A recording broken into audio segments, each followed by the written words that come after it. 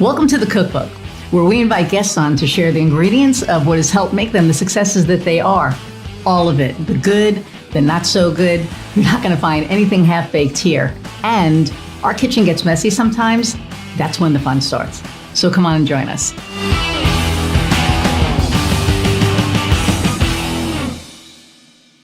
Hey everybody, and welcome to another episode of the Cookbook. I'm your host, Iris Goldfeder, and I'm super excited about our guest today. A mutual friend, Sabrina Victoria. She runs Her Nation and does like 5 gazillion billion other things, besides being like a master connector. Introduced us via email, and then we connected on LinkedIn, and then we just started talking, and then I said, hey, come on the show. So she is. Before we start, I want you to, there's like little icons down there. Click, like, share, subscribe. There's like a little bell, I think helps you subscribe.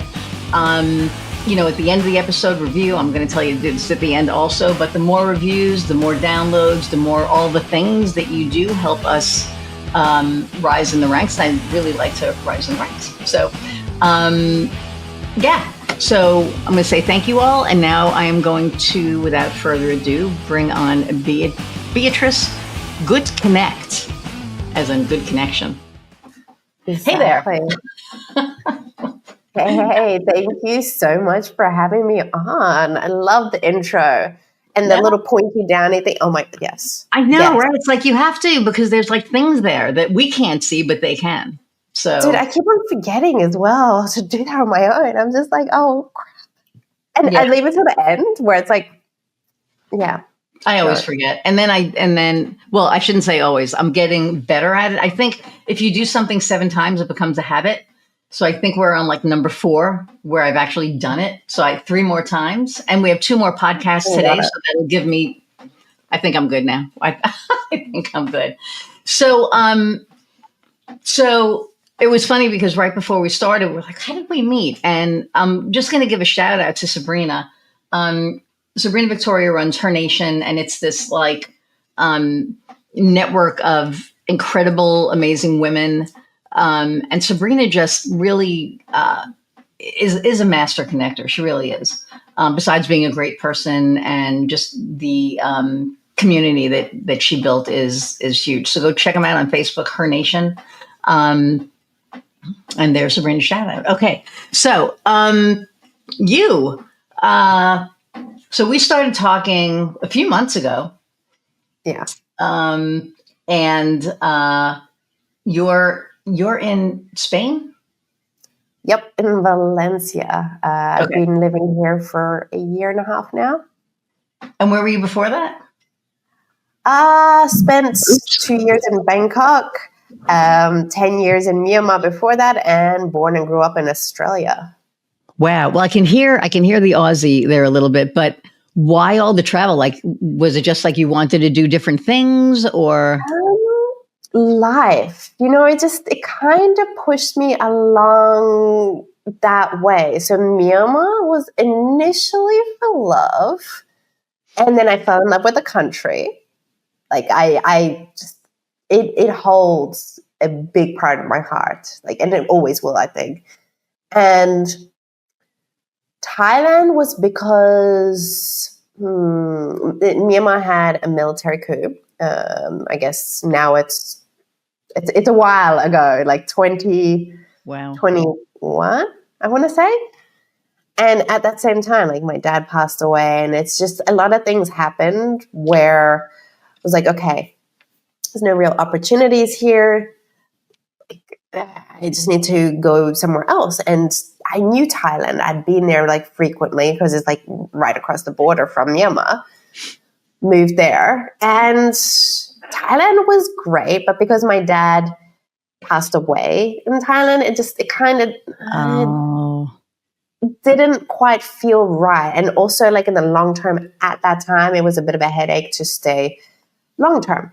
So I was like, all right, what am I going to do? I don't want this headache. I just want to focus on the business. I want to focus on my client work. Like just one headache less. So since I'm half Swiss, half Portuguese, hence the surname and everything, I was like, okay, I'm not moving to Switzerland, but somewhere in the EU, similar sort of climate, weather, culture, Spain. There you And go. Valencia became a thing. So yeah, it was just, I don't know, the same as like how we transition through different things in life. Like it's something pushing us there, and it ends up happening. Yeah. Yeah. Yeah. Like if you would have told me that I would be living in Indiana, I would be like, you're out of your mind. But I'm here 20 years. So it's like actually November will be 20 years, which is insane. But I get it, right? Life kind of takes us where it takes us. And yeah. It's hard to like, you're like, never say never, because you never know what's going to happen tomorrow or the day after. I mean, if it will even come, right? So when my dad and mom passed away, it's like, tomorrow might not come. Why am I like holding back on so many things? Like, the business idea, like just really discovering my own voice and understanding that I actually had a voice, and it's not just looking to other people to follow. Oh, what's their opinion? What's their thought? So I can like copy that. So I can blend in or align with everybody else. And you want to stand out, right? You don't want to blend in. You want to stand out. So, and that's what I learned later on. Like I was like, yeah, why am I doing this? Like this is not right. Like I'm following so many shoulds, and that's like the biggest why of like badassery by B is like to push against those shoulds. Mm-hmm. Be it in our person, like in our lives, like I should be doing this because everybody else like is doing that. Be it like the White House, picket fence, 2.5 kids, like all that, right? Or in business where it's like, everybody else in the industry has been doing this, and this is what has always been done. And that's what I'm like, no, wait, let's try to do something different so that, you as a business can actually stand out and attract people. Yeah. Because the brand already exists. And it's why I'm so vehemently like against rebrands, because it's already there. You've already built something up. It's your passion, your energy, your everything. Just to be like, I'm kind of bored with it. Let's just put a little face paint on it, and nothing really changes. True. I mean, and that's true. We'll get into that later. So tell our audience about what you do, what your business is, who you are. So I guess the easiest way to explain what I do is it's like tire realignment for businesses. So I help businesses change up how they're aligned or how they're perceived, so that they're steaming forward in their own direction rather than like following right behind the competition. They're following trends. It's like, hey, let's lead the pace in our own way so that the people are attracted to the business. So I do brand strategy. It's very much focused on the operations side. I know a lot of brand strategists, they're either with a graphic design background, or they're going to hand you forward like, here's a 60-page, 90-page book. Here's your brand. Go for it. And which like, who has time to read all that? I'm about like. People mistake brand for logo and design, right? Like your brand is your culture. Your brand is how people feel when they look at your logo. Yeah, and people don't get that. Yeah. And that's the thing. Like what I'm all about is like, hey, let's reposition you and then build a strategy of like how that can be implemented throughout your entire business. Mm-hmm. Be it your HR, be it your sales, be it your marketing, all of it. Not just, how can we put this into marketing? How can we do a campaign based on this?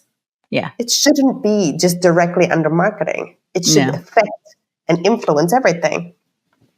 Yeah, no, I agree. My very first business was ICG development and consulting, and we did the full consultation piece. So we would go into a business Mm. and we would make sure that everything was aligned. So their branding, their actual logo. Like there was one business that I worked with that they had a different logo on the sign than they had inside the front door, and I was like, "That's a disconnect." So I had them redo. Yeah, it was like a shit show. So I had them like redo that, and this was like 15. How long ago was this? This was 2004. Oh, holy crap. 2010. Yeah, almost 15 years ago. And Whoa. so I said, you have a choice. Do you want that logo or do you want that logo? Were they totally different? And they're completely different. Just completely. The only thing that was the same was the color. And I was like, and the shirts were different. So they didn't even have like consistent logo on the shirt. And I was like, I said, so the first thing we need to do, you need to decide which logo you want. I think they're both good. You need to, decide the one that speaks to you. So they did. I said, great. And of course they kept the one that was on the sign outside because that was more expensive than to fix, the one on the inside. So we switched that up. We ordered all new shirts for them, that had the proper logo. And then, it was also the culture. You would call the place and they would be blah, blah, blah. And then when they would hang up, they would just like slam the phone down. And it's like, no, no, no, no, no. When somebody hangs up, you do not put that phone down. You put your finger on the receiver and then you hang the phone up. And they were like, what do you mean? I said, when you're on the other end, it literally sounds like pretty much like, okay, thanks, fuck you, I don't care. Yeah. You don't matter. But when you hang up gently, that sends a message that, the call is over, but, they took care to not just slam it down. When they answer the phone, you have to answer the phone. Your company culture is what your company culture is, and it comes from the top down. So if you have an asshole owner, I'm just going to be real, right? It's going to trickle down, and your employees are going to be assholes because that's what they know. But if you have an owner that leads with heart, like this guy led with heart, but he didn't know how to incorporate it all. So we helped him incorporate it all. And he was floored. He was like, I would never have thought of that. And I was like, well, that's why, you have me. But yeah, exactly. It was just this huge, and we talk about rebrand, right? It was a complete rebrand where the culture had to change. Like all of the things needed to change, like you said, because of the negative perception, which we'll get into when we talk, because we're going to throw down on the rebrand thing, because I agree. It's going to be good.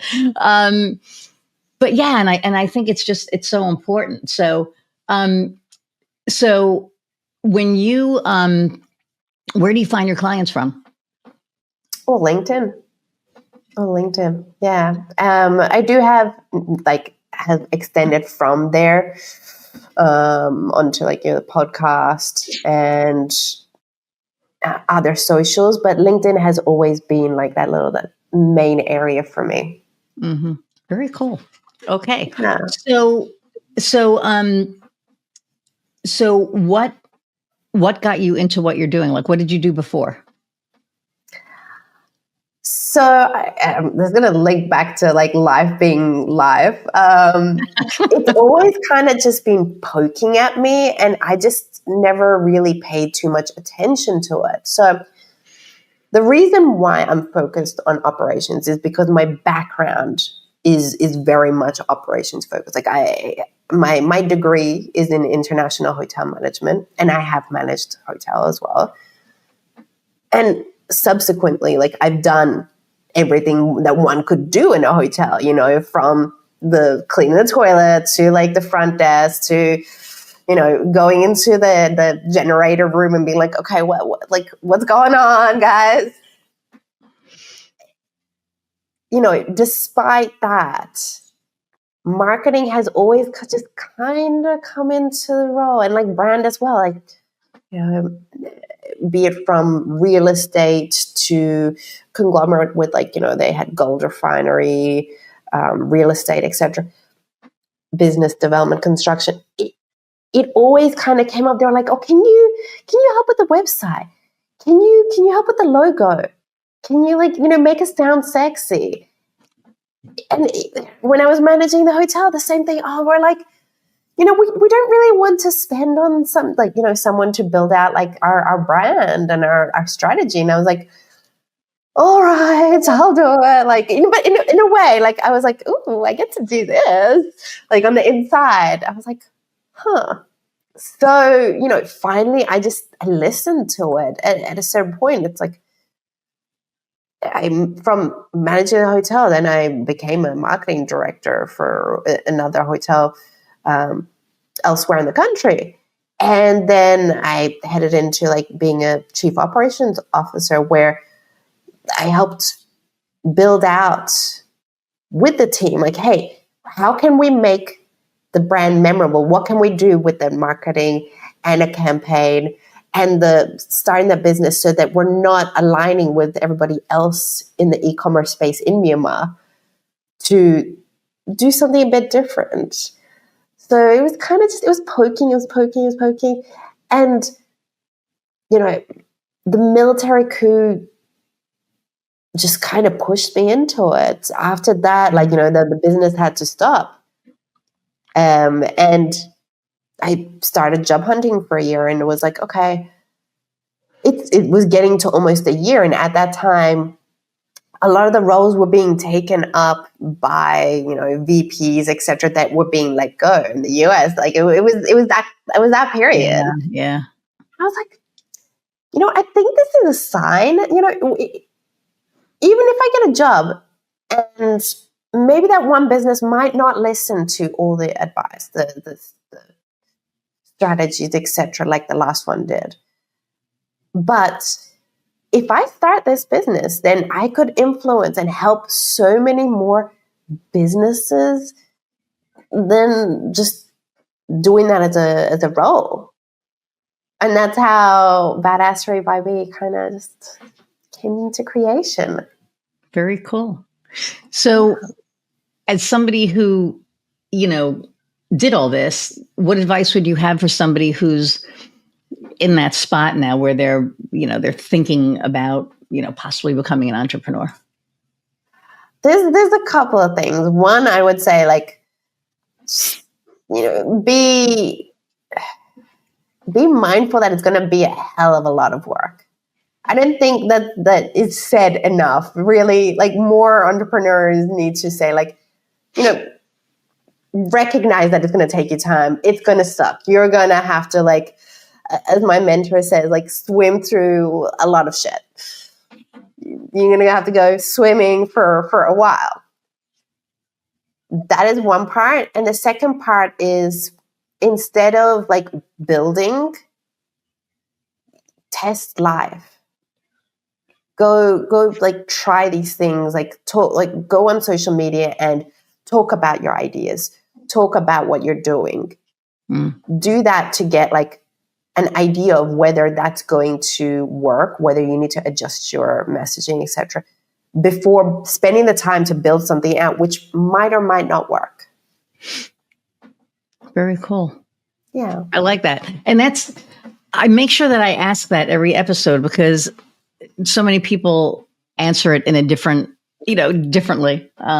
So I love it. All right, let's get to this thing. So you, prior to us going on air, you were saying how you feel that a complete rebrand can hurt businesses rather than help them. Mm-hmm. And I kind of feel that sometimes we grow to a point where we grow out of that old brand and we do need a refresh. Now, I'm not saying burn everything down. Wait a minute. You said refresh. I have to call that out. Okay. But it is, right? Because I think that, so for me, 3 years ago,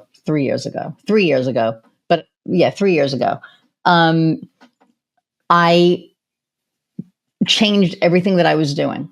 And nobody looked at my brand negatively at all. If anything, like, people love me, which is, they love me or they hate me, right? There's like I don't think there's an in-between there. But when they look at, regardless what logo I had, my brand was always the same. It's like people know that I'm going to go above and beyond. I'm going to make sure that they get what they need. And if, we screw up, we're going to fix it. And they know that like 100%. So when we redid the design piece, we redid the logo. I also redid the functionality of the business. We were just like websites and SEO, and that was it. And then one of my clients needed everything. They needed like tchotchkes. They needed video production. They needed media buying. They needed, video, like content video. They needed social media. And it's like, I had expertise and experience in, in all of these fields. And it was like, well, shit, instead of just offering this, why don't we just become all-in-one marketing solutions? And then instead of having to deal with 20 different contractors to get all your stuff done, you deal with it here, and you have one point of contact for now. For now, it's me. It'll be somebody else soon, but and then that's it. And when that changed, business took off. I mean, business took off, and it was that change, and it was letting people know about the change. And then we were working with startups, and now we're not working with startups anymore. Unless they have capital. So to me, it's like, and this sounds terrible, but I don't want to work with broke people anymore. Because when you work with broke people, it affects your bottom line. Because, right, they can't pay on time. Now, there are certain people that I make an exception for because they're friends. And so I want to help them out, and that's different. But like, as far as like somebody cold coming to me and they're a startup, unless you have capital, I'm not going to do it. Because I can't. It's not sustainable anymore, right? And I have like two of my coaches being like, oh my God, because I was talking on LinkedIn about startups, and she's like, don't even mention the word startup because that makes people think. And I was like, oh, okay. So I don't anymore. But that's all change. Right. My logo changed, my design, our colors stayed the same for the most part, but there was a big change, and that made a difference. So, okay, shoot, go ahead. Okay. But the key there with that, and that's what I'd like to specify, is that you completely changed your direction of your business. Kind of. Because it's still service-based. It's just adding services to it, right? Yeah, but the services are different. Like, say, for example, okay, compare that to Jaguar. They're still selling cars, yeah? Yes. Okay, but then they're just like, yeah, let's completely reface this. Like, to me, what you're saying, it makes a lot of sense because you changed as well that what you want evolution, to be. right? Yeah, it's like evolution. Exactly. The one thing I will give you is Mustang. Oh my God, what were they thinking? Have you seen the new? No. Oh my God. I want to see it now. So you have to go on. So a Mustang, right, is that's a muscle car, man. That's like the original, right? And it had a certain style to it.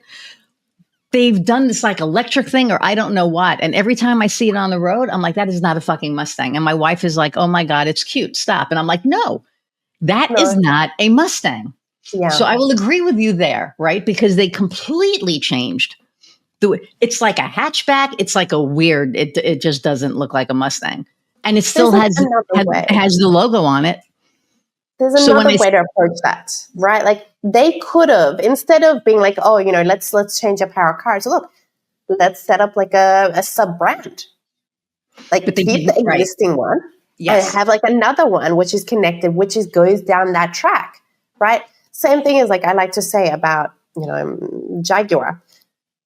Their main concern was that their sales were dropping. They wanted to reach and connect with. Why were their sales dropping? Because their audience was in the older generation, right? And they weren't really connecting with millennials. They weren't connecting with Gen Z, etc. And their idea was like, hey, let's rebrand. And cool, it got people talking. But at the end of the day, people talking about it for like, I don't know, a few weeks, a month, etc. And then it's just you've ruined the whole like essence, what that brand is known for, instead of being like, okay, there's two ways that I would have approached that. One is connect, like, okay, what is the essence? What are they known for? Like, that gentleman vibe, that old school, cigars, like elegance. What does that look like for millennials? What does that look like for Gen Z? And do partnerships. See what works with that and generation. not just guys, because women, drive Jaguars, right? Exactly. I'm Like, totally good. how can that essence be adapted to be relevant now? But it still has that same, like the core, that vibe. That how you perceive Jaguar. Again, like I'm not one of their teams, so I wouldn't know like their exact breakdown, but how that vibe is perceived, and partner with people, send out messaging, putting it like out with that sort of vibe and make it relevant now. Or the second option is what I just suggested for Mustang, is like, do a sub brand. If you really want to go down like that little pink fluffy, like pastels and everything, set up a sub brand and be like, okay, this is our core group, but we're going to be doing like this style of cars, which is like electric and etc. Where we're going to explore that. So you're not damaging the core of your business. See, now I go on their site, I put Mustang in, and you don't see the new thing that they had, which is interesting. Yeah, it's like, all exactly. the old ones. So it's like, because they probably know, right? Somebody probably, because when you see that car that looks nothing like a Mustang driving down the road with the logo on it, it's like, that's not it. It was like modified or something. Like, did somebody I'm trying to find vehicles. Mustang Mach. Here it is. Okay. This does not look like a Mustang. All right. So this is, I'm going to I've never done this on here before. Can you present it? Oh my God. Yeah, I'm going to. Share screen. Google Chrome is requesting, yes, allow.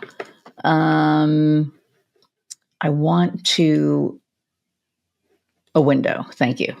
Okay, so it's this one. Okay, I know people who are listening can't. Ooh, Cove, can you allow that in the room? Thank you. Okay, so if you see this, right, look at that. That is not a Mustang. Right. That is not a Mustang. This, no. Right? So this. I've seen those. Oh my God. Like, why? This is a Mustang. And that's what people, right? Those are, I would buy that in a heartbeat. I would not. Shape. The same as like a Volkswagen Beetle. Imagine like, they completely changed it, right? So to me, it's like, and Mustang, no offense, your cars are awesome. Like when I, go anywhere, I rent the convertible because I love the car. But I think that, they missed the mark on, okay, they could have called it anything else, like maybe like a Palomino or something. I don't know. But, Mustang is associated with this thing. So, there I can agree that, but they didn't rebrand it. They kept the same thing and they changed which is weird. But you're talking about doing a rebrand hurting a brand. And it's like, let me explain. Okay. So what I'm like, have the biggest issue is the rebrands where the brand is not changing, like you're still going to be continuing the same service. Same as like Twitter moved to X, the easiest example, right? At the end of the day, the experience was still the same. Tweet was not replaced. Yeah, I know. You're just like, no. I'm saying nothing on that. So the point was like, the essence is unchanged. The experience is unchanged, and you're changing the face of it, the facade. X has changed the experience. It's changed the experience. It's changed the feed. It's changed all of that.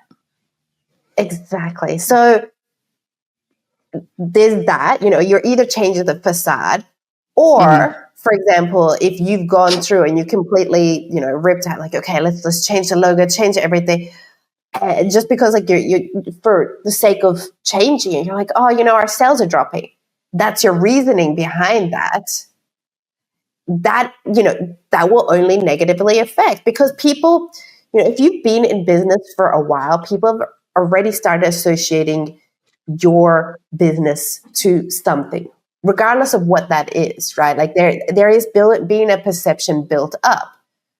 So you're losing that trust, that loyalty, that association, and the market value. So like the value of your business, just to bring it up, that's been the same for Jaguar. That's been the same for Twitter. You can have a look at like their stock levels, their like how their business is actually valuated, and it's dropped. And just to rebuild it up is going to take way longer. And that is the issue that I have with rebrands, because so many practitioners out there are just pushing, just rebrand. Let's just give it a fresh logo. Let's just give it like a fresh coat of paint, like change the font or change the way things are written. But, to add in extra words, like, oh, we're going to talk about legacy now. Like there's a brand, Pretty Little Things. It's a clothing brand. They did a rebrand. It was like their messaging. And you look at it and you're like, what are you even trying to say? You know what I mean? Like you can't just put out a webpage and just, we're not buying beautiful words. No. You're buying clothes. Exactly. And we're buying like that essence, that meaning. Yeah. I mean, I get that, but I look at like different rebrands that I've done for our clients, right? So like, I have a coach, Michelle Stowe with Skyrocket Coaching. We completely redid her logo, redid her brand, and she skyrocketed. I'm just, it is what it is. But she did. She's, she's thriving like crazy. Now she's doing public speaking, keynote speaking. She's phenomenal. But I think that like brands naturally evolve, right? I think that, there are some, Coca-Cola is always going to be the same. But to your point, they tried doing that new formula of Coke, and that was like one of the biggest marketing fails ever. It tasted like shit. Like, I'll never forget it. I was like, ooh, the new Coke, let's try it. It was like, no, And the people revolted, right? It was like, the people were like, no, and they stopped it. They got rid of it. Which I thought was really interesting.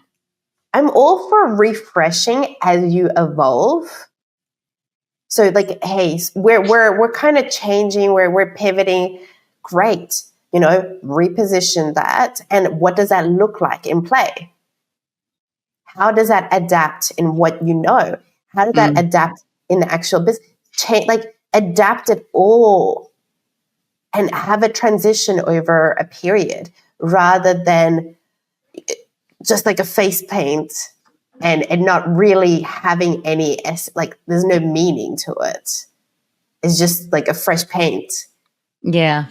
And I see what you're doing there. Like you went through, even for your own business, right? You went through and you changed like how things are done, the approach, the target audience. That is what, like, I'm like, yes, go through and make sure that everything throughout that business is properly changed, properly refreshed, so that it's not like something entirely different. That essence that you came to the business with, that is still there. Because otherwise you wouldn't have started a business, right? Right. I mean, I'll give you that. I mean,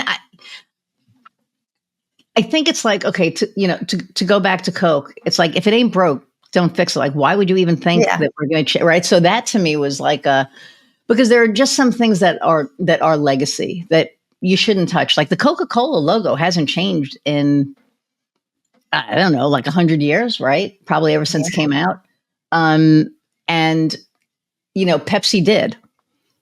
Pepsi redid their logo. They went maximalism. Yep. Which I thought was really interesting. I was like, okay. And then, you see like Starbucks, they changed their logo. They had the mermaid originally, right? But then they did something else with it. And then they, so there are, and again, those are logos. But they also changed their brand. They changed their brand experience, the customer experience, right? That's changed. And people have talked about that not in a positive way either. Yeah. Well, now they're getting back to it though. I think they've been moving back toward, because they saw that people were like, no. I mean, people are bitching about a $10 cup of coffee. I mean, anywhere you go now, you're going to spend $10 on a cup of coffee. It doesn't matter, because there's all of these different Java Joes and Caribbean Queen, whatever the hell they are, right? I don't know what it's called, but all these different, coffee companies that are charging the same thing. Yeah. Maybe a little bit less, but at the end of the day, you're still spending $10 for a cup of coffee. It's like, that's just, it is what it is, unless you make it at home. They built that business for a reason. They had something that worked. Yes. Unless the audience, their values have changed, and, the consumer market has completely changed, there's no reason for them to mess with that. No. And it's I still have yet to go to the mothership in Seattle. That's on my bucket list. I have to go to the mothership just to, but it's people, and I think this is so funny, I'll walk in and I'll get a grande, blah, blah, blah, blah, blah, and I went in with a friend of mine, who's just very, she calls me very bougie. My wife says I'm bougie too. Granted, whatever. I'm bougie. I'll admit it. But she's not. She's just very, simple in her tastes and whatever. And we went into Starbucks, and I said, do you want a coffee? And she looked at the menu and she was like, what in the actual fuck? And I went, there's the coffee mocha crumble, which is my favorite thing in the world. I could drink those all. I would die literally, but I could drink them all day long. And so I'm trying to point these different things out. She's like, I just want a fucking cup of coffee with milk and whatever. And I'm like, you could get that. So I said, do you like your coffee strong?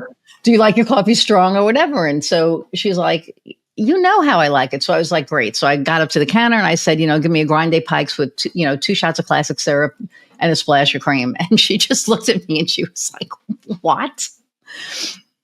And I'm like, that's a regular cup of coffee or an Americano or, whatever. But it was just so funny to see how conditioned I was, because I have that shit down pat. I can walk into, I know exactly what I'm looking for, and I have my app, and then I get my little points and, the whole thing. But that's a culture thing. And I think that maybe that's a millennial thing, right? When Starbucks started and all this other stuff. But the older generation is literally I just want a fucking cup of coffee.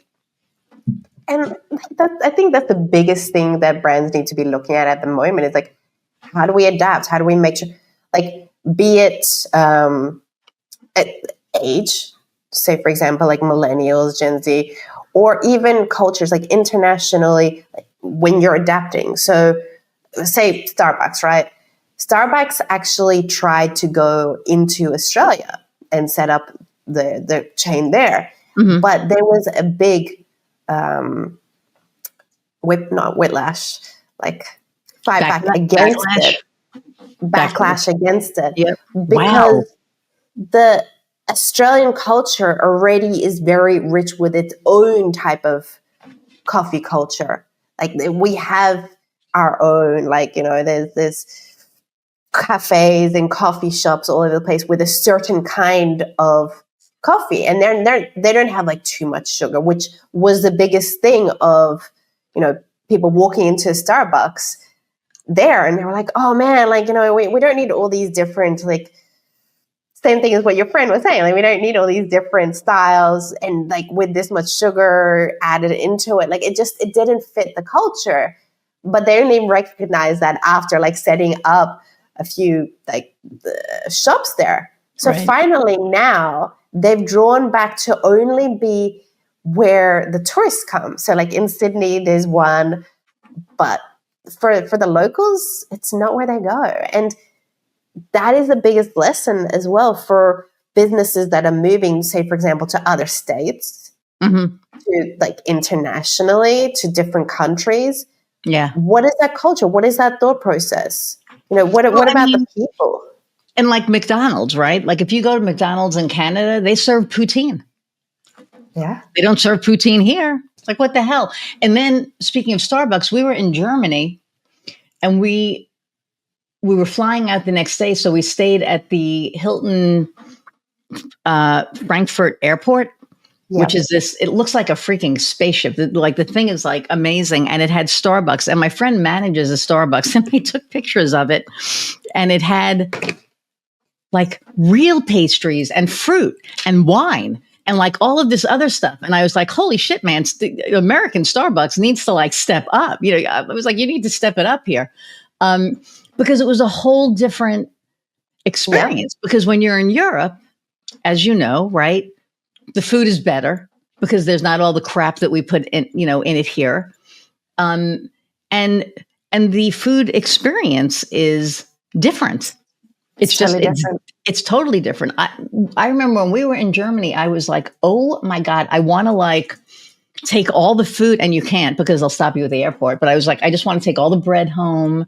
I ate so much bread when I was there. The hotel, you know, we got breakfast in the morning and, you know, you had these like amazing rolls and the guy who was at the front of the restaurant knew. And he's like, come here, come get your bag, lady American. And I was just like, okay. And I got my bag and I just like filled rolls. And my wife and I all day long, like we would take them in the car and we would just chew on them all day long because it was like the best bread ever. We knew that we were never going to get it again until we went back to Europe. So I think that, you know, when companies like that go into different countries, right? They need to conform to the culture. The culture, the taste, the religion. Like there's so many different elements. Like even the way of thinking, the approach to things. And that was the biggest thing. When I lived in Southeast Asia, for me, I was like, this is amazing because I can truly understand like the kinds of things or the way that they would approach like a business issue compared to, say, for example, Australia or another Western country. Like, you know, things that would be so easy to do elsewhere would not necessarily be that easy there. And you'd have to be like, okay, so this can't be done. What's another approach? Rather than being like, oh, we can't do it. Nobody does that unless they're like not, you know, very good employees. But like, you're just like, oh, hey, what's an alternative approach? Hell, right. Like, no, I was buying a bottle of wine there, and they only had like the one on the shelf, and we were like, oh man, you know, it'd be nice to drink this white wine like chilled. So I was like, okay, grab like a bag of ice and the wine, go to the counter, take them out, and you know, over there you didn't have that like plastic bag thing where you have to. Right. Yeah, right. So it's like, okay, pour the ice into like the plastic shopping bag, put the wine in, and then carry that to like wherever. Problem solved. But that kind of thinking is almost non-existent or like not really prevalent in Western cultures, be it like North America, Europe, Australia. It's a very different way of thinking in each country, approach to business as well. Sure. Yeah, because there are certain countries they wouldn't have the resources to have like a plastic bag with, you know, to put ice in, right? Like starting a business with Japanese. You're going to want to like anticipate, hey, we need to allow for a lot of like, you know, months of like backwards and forwards of going through. This is the process, or them checking through, auditing the business, making sure that they're really okay with it. Compared to with like, you know, the US where it's like, okay, does this make sense? Like, you know, what am I getting out of this? Blah, blah, blah. Like the process is a lot shorter. Oh The yeah. little things. And it's like I think what kind of makes me laugh a little bit with this stuff is, you know, trying to do this and not be political. But I kind of feel like oh gosh, we put so much crap in our food here Yeah. that it, to actually eat something from here and then eat something from there. So I should be getting like sponsorships for all these brands, but Ferrero Rocher has this thing called Raffaello's, and they're coconut, right? They're the coconut things. Yeah. And one of my wife's vendors gave us, like a gift bag and everything, and there was like 2 boxes in there. Oh, like I never had them before, and I was like, oh my god, this is like the best thing I've ever eaten in my life. Not in my life, but and so so I was running out of them at home, and I was like, okay, I'll get some here. So I went to the local store, actually found them. Couldn't believe I found them. And the ones from Germany were getting ready to expire. So I was like, well, crap, let me just, taste one. And I tasted them side by side. It ruined me. It ruined me because you can taste the chemical. Like it's like you can taste the chemical, and that blew me away because I didn't, when I was over there, I was like, man, everything tastes better here. Everything tastes fresher here. Same thing in Hawaii, right? Like you go to Hawaii and you're getting, an acai bowl. You're getting an acai bowl. You're not getting, this like frozen thing that they melted and, like you're getting a fresh sugar and such a difference. And I think that, and I don't know how the hell we got on this, but, I think that it really speaks to Western culture. But you go into Europe, and there's rules. Like you cannot make food with, you have to make food with certain ingredients. You cannot put other ingredients in. And I really wish they would do that here because. I mean, same thing as like websites, right? Like we're going to make this back onto. Absolutely. Let's just segue right into it. But you're right. Yeah. But like Europe versus, I want to say the rest of the world, but I don't know how many other countries outside of Europe have like actually implemented the cookie thing where you kind of have to be aware of like GDPR.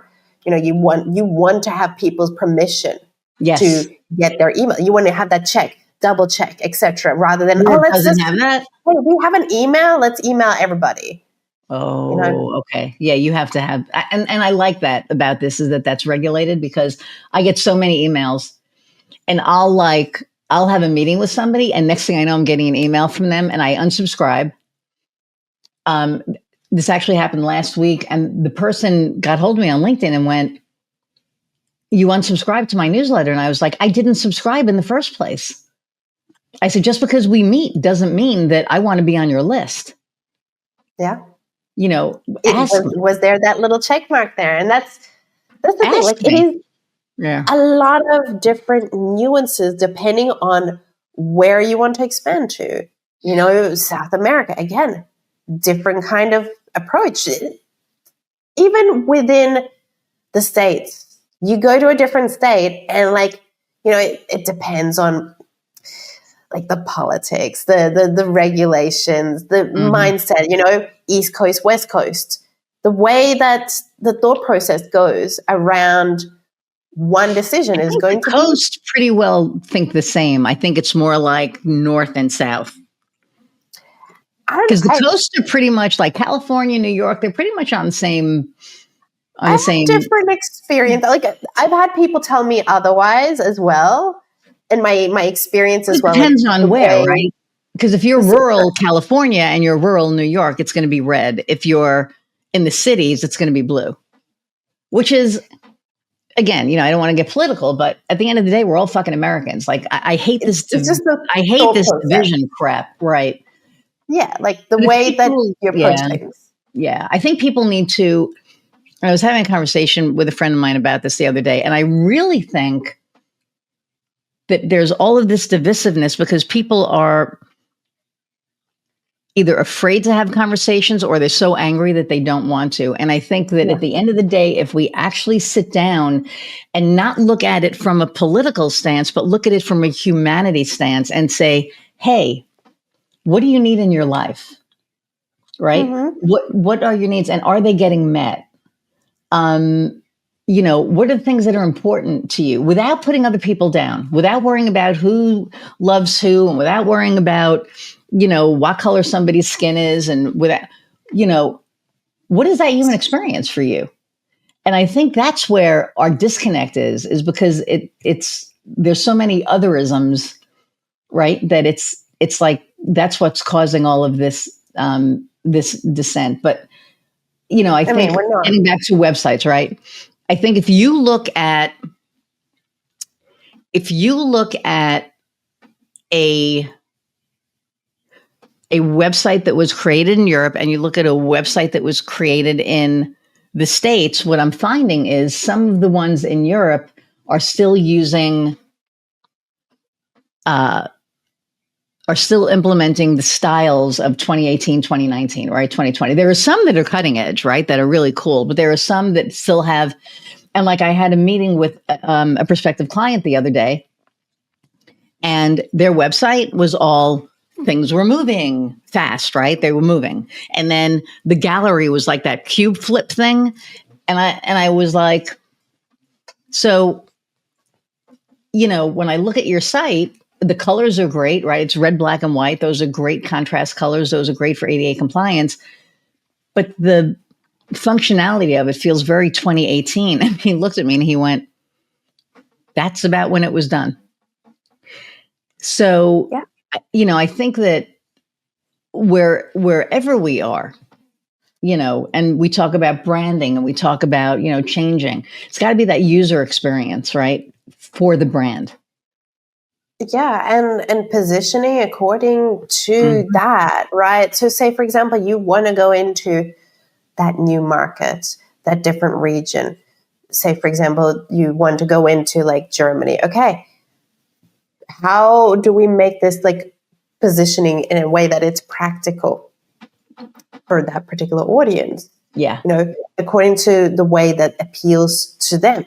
Your positioning is going to be different, be it like for your, like if you have a sub brand, like we were talking about, like what Jaguar or Mustang could do, or say, for example, you want to move to another region.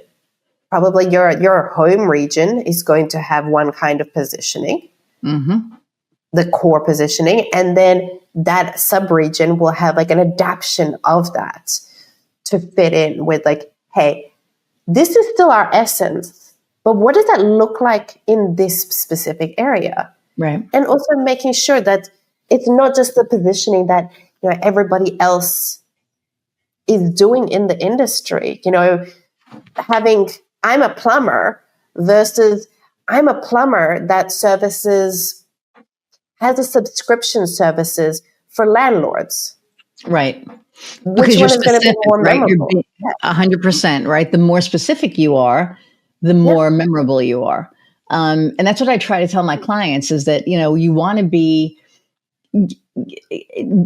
to differentiate as much as you can. So Michelle, who, I'll talk about, she is an executive coach for nonprofit leaders in the affordable housing sector. Yeah.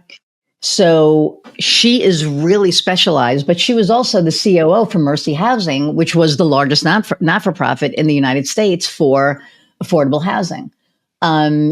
So at first she was doing executive coaching, and then she niched down because she realized, where her people were. She did this paper, and I'm going to screw it up, but she asked like 100 people questions. She has some, like what stuck out to them in their field. And then she, wrote a white paper on it, and now she does a keynote on it. So I think that when we niche down, and I have, people telling me I need to niche, but it's harder for me to niche because of all of the services that I offer. I am strictly for service-based businesses, and I'm just going to say ethical service-based businesses, because there are a lot of service-based businesses out there that aren't 100% ethical. Yeah. I mean, But go the ahead. way that I approach it is not necessarily about like the niching. It's like, how are you positioned? And there's 4 ways that you can have a look at that. It's like, one, you're looking at the buyer journey. Can we be perceived earlier in that buyer journey? Everybody else is coming in, at a certain point. But, this was an example with a previous client. Because they were only coming in at that time, there was a lack of flexibility in their choice of their products and services. So we're like, okay, how, in the perfect world, what would be the best time to come to them where they wouldn't face that issue? And it was far earlier in the journey, and it was even to a different target audience than what they were focusing on. Wow. And it was like, okay, so we need to go past that. It's easy to be like, okay, yes, let's direct to them. But how do we make our services, that service, relevant to them? How do we make it actually like them care about that? And for that specific case, it was like that target audience was so focused, like, hey, how do we become known? How do we become number one? And then we pivoted their position to support their need rather than like, here's our product. No, we're going to focus on their like issue.